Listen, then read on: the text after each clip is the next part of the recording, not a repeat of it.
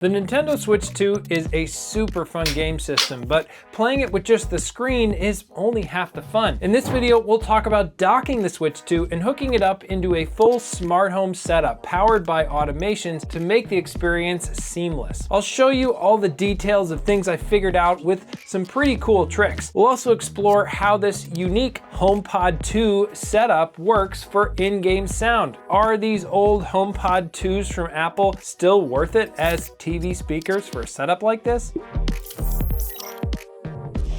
So I actually got a pre-order through for the Nintendo Switch 2. I'm getting a Switch 2 in a few weeks, and we need to make some upgrades in my smart home to just make for a better gaming setup than I have right now, so we can really get the most fun out of this new game system. So I think, first of all, this little TV here in the living room needs a little bit of an upgrade. What do you think? Now, this is not a channel about TVs, and this is not a review of a television, but I couldn't make my dream Nintendo Switch 2 setup without the perfect TV. In looking at lots of different options, the Hisense U8 stood out to me as a nice balance of price and performance, and I told Hisense and they kindly sent me one to check out, but this video is not sponsored. The 2025 edition of the U8 has 3 HDMI ports that all support 4K at up to 165 frames per second with HDMI 2.1. That should give you enough headroom to support years of high-speed gaming, and more than enough for the 4K 60 Hz coming from the Switch 2. The 5,000 nits of peak brightness coming from the QLED panel with full array local dimming helps compensate for the fact that I couldn't quite swing some smart blinds for this video to close when the TV turns on. Maybe sometime soon. Stay tuned for a future video. The brightness and HDR support are also something the new Switch 2 can take advantage of, and I got a nice screen during the Switch 2 setup to customize the HDR picture coming from the console. It's also important to me that this TV talks to my smart home with Apple Home, as well as having Apple AirPlay, and if I wanted something else, it's got Google TV, Chromecast, and Amazon Alexa. Playing with this TV and using it with my existing Xbox Series X was amazing. I also added a cabinet below the TV to store the game consoles with proper ventilation, of course, and set up my HomePod 2 speakers as a stereo pair with my Apple TV to serve as the audio for my new setup. You might see an old Sonos Beam Gen 1 in some of these shots, which I removed because I actually need it somewhere else for another project I'm working on you might see in a future video. All those tasks took me right up to Switch 2 launch day. All right, so the pre-order was gonna take forever to get here, but I just got back from the store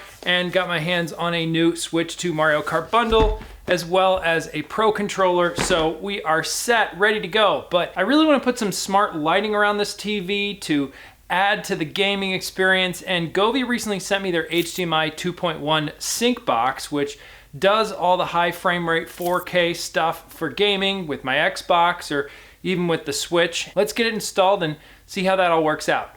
If you're a longtime viewer of the channel, you'll know I'm very skeptical about these kinds of lights around the TV. I often find them to be more trouble than they're worth and not really adding to any kind of an immersive experience. But I think the sync box route is really a better choice for me. A lot of these setups from Govee and others use a camera above your TV to look at the colors on the screen and make the surrounding lights match. A sync box uses the video signal coming through the HDMI cable to determine the colors. So you don't need to put something on top of your TV. And this one from Govee turns one HDMI 2.1 port on your television into 4 with automatic switching. This alone could be reason enough to get one depending on your setup. The light set I got is rated to cover up to this size of 65-inch TV, but unlike other light strips I've tried, this one doesn't have a way to bend around the corners of the television.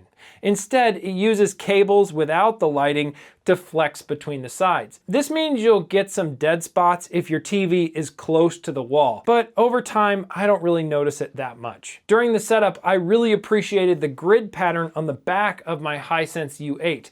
It made it very easy to measure where I needed to place these light strips. One of the challenges I'm seeing with this USB-C cable with these Govee lights, and this connects these lights on the back of the TV to the sync box, which is like the brains of the system. And it's really not that long. It's maybe, 3 feet or so. And I need mine to stretch across the TV and then up through this hole, which then goes down through the wall and then to the cabinet below where the sync box will be. And that would mean that then the cable could hide and you wouldn't see it. But in this case, I'll have to run the cable down this way and into the sync box, and then maybe either get some kind of USB-C extension cable later on and hope that works, or some kind of tubing to hide the cable just over here as that runs down the wall. So I ended up getting 2 USB-C extension cables from Ugreen. I've used these in the past on other projects and they are super clutch and worked great to run the cable through the wall here. I still wish Govee would make their USB-C cable longer so I don't have to do this, but the problem is solved for this time. Overall, I think the edge lighting does add a nice level of immersion, and it's nice that it doesn't detract from the frame rate or quality I'm getting from my Switch 2, or especially with my Xbox Series X, which has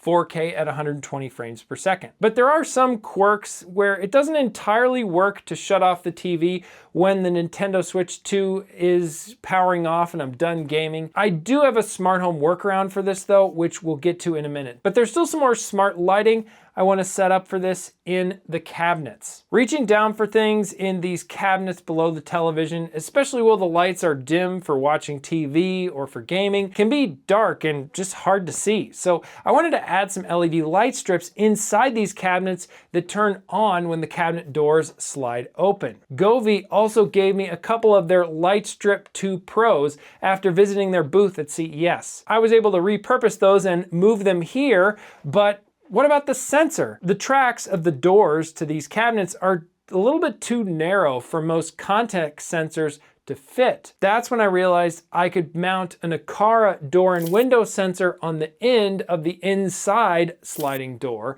but then putting the smaller end on the other sliding door, the 2 corresponding ends of the sliding doors were still too far apart to register as a closed status. That's when I realized I can take apart the small side of this sensor and just use the magnet that's inside of that small part. This was a step in the right direction that technically worked, but then I realized something else that made it even more seamless. So we're out here in my very messy workshop in the garage, and the problem we need to solve is this little thing. This is actually the small part of an Aqara contact sensor, and this is the magnet that it needs to know if it's open or closed. We could just stick it here with some sticky tape and that works, but I'm going for a little bit more elegant solution. This IKEA drawer has these little slide off plastic tabs, and I'm thinking if we drill a hole in here, this will be able to hold in that metal magnet right here inside the board, which will be even more elegant. Hopefully I can get this to work and drill it to the proper height. Look at that, went right in there.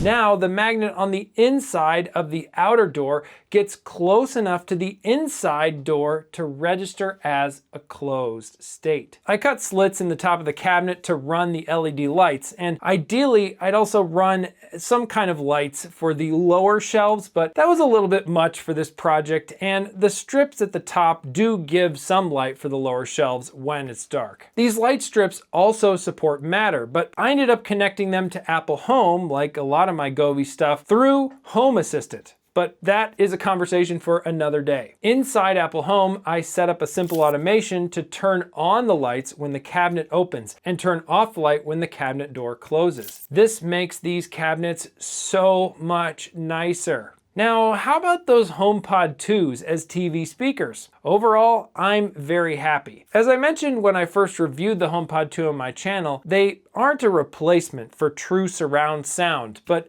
they do provide a much bigger soundstage than a lot of smaller soundbars like my Sonos Beam Gen 1 or maybe even the Sonos Beam Gen 2. But they're no match for my Sonos Arc Ultra surround sound set up in the basement though, which, by the way, I'm continuing to be on a projector kick, testing all kinds of home theater options down there, so subscribe if you don't want to miss that. If you connect the Apple TV into the eARC port on your television and then turn on the settings in the Apple TV, it can appear as the audio output source for everything connected to your television. This means all the sound from the Nintendo Switch 2 goes through the HomePod 2s. I haven't noticed any latency issues, which is pretty impressive for speakers connected over Wi-Fi to the Apple TV and then talking to the Nintendo Switch 2. I didn't spend the time to route the HDMI eARC through the Govee sync box, but it does seem like Govee could handle it based on their instructions. Personally, I don't mind not having the LED lights syncing when watching video on Apple TV.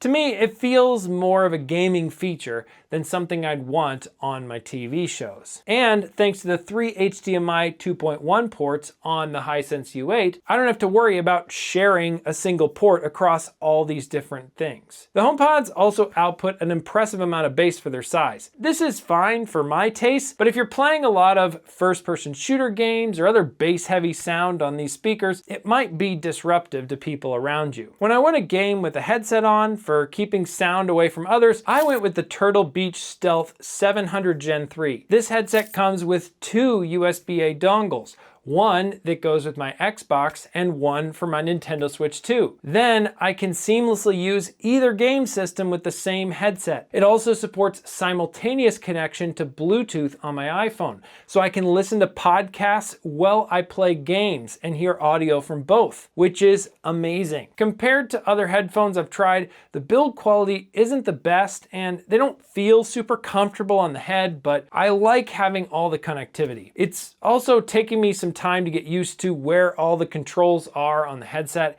I keep having to take them off to find the right button, and I can't lie down without having some knob or something get adjusted. I think I'm gonna return these. So when the gaming is all done, I added a small button in my cabinet. This just shuts off the TV and the Govee sync lights around the TV, which is all thanks to having the TV and the Govee sync box added in Apple Home, which is where I have this button automation. Then I can go up to bed after staying up late playing games and get to sleep for another day.